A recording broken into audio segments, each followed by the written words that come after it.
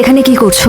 এদিক দিয়ে যাচ্ছিলাম, বাইকটা হঠাৎ নষ্ট হয়ে গেল। মিথ্যা কেন বলতেছো? তোমাকে খুব দেখতে ইচ্ছে করছিল। তুমি খুব ভালো করে জানো অন্তু, তোমার এই ইচ্ছার কোনো দাম এখন আর আমার কাছে নেই।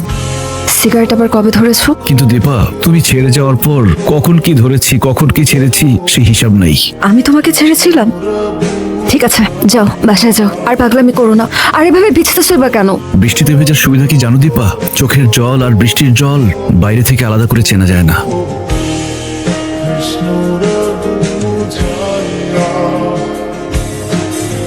কি করছো তো? তুমি কি আমাকে ফলো করতেছো? আমি তোমাকে ছাড়া থাকতে পারতেছি না দীপা। সেটা তো তোমার আগে বোঝা উচিত ছিল। আমি তখন একজনের ওয়াইফ। দয়া করে আমাকে স্টক না করে তুমি তোমার নিজের লাইফটাকে গোছাও। যাও এখান থেকে। দীপা, এখান থেকে যাও, না হলে আমি কিন্তু বেরিয়ে যাবো।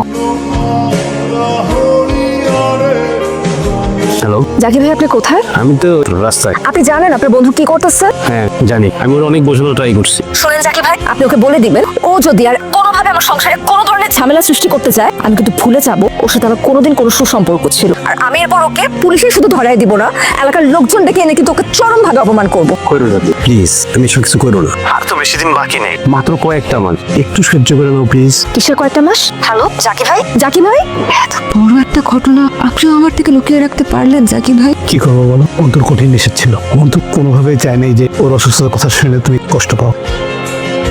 ও ভাবছিল আর মাত্র 3-4 মাস, তারপর তুমি মরেই যাবে। কিন্তু কখনো ভাবতে পারে নাই যে তুমি জিদ করে অন্য কাউকে বিয়ে করে ফেলবে। ওর চোখের সামনে তুমি অন্য কারো হবে, এটা কোনোভাবেই মানতে পারতেছে না। ওকে এখন কোথায় পাওয়া যাবে জাকির ভাই? কোথায় আবার, যেখানে প্রায় তোমাকে নিয়ে যেত ও এখন সারাদিন সেখানেই পড়ে থাকে। আমি এখন যাই জাকির ভাই, অন্তরে আমাকে খুব দরকার।